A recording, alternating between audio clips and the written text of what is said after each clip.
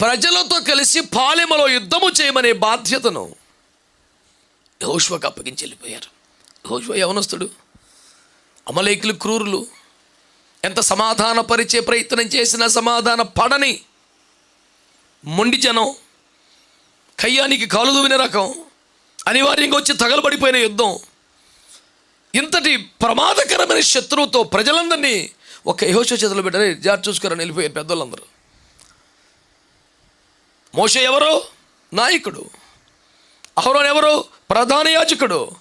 హూరు అతనికి సహకారంగా నిలబడిన వ్యక్తి. ఇప్పుడు నాయకత్వం కొండ మీదే ఉంది, యాజకత్వం కొండ మీదే ఉంది. పరిచారకుడైనటువంటి యెహోషువ పాలెములో ప్రజలతో కలిసి యుద్ధం చేస్తున్నాడు. మీరు ఆలోచించండి, న్యాయంగా ఉందా? ఇతనేమి యవనస్తుడండి, చిన్నపిల్లడు. దైవజనుడైన యెహోషువ అనే స్థాయికి ఇంకా యెహోషువ రాని కాలం అది. మోషే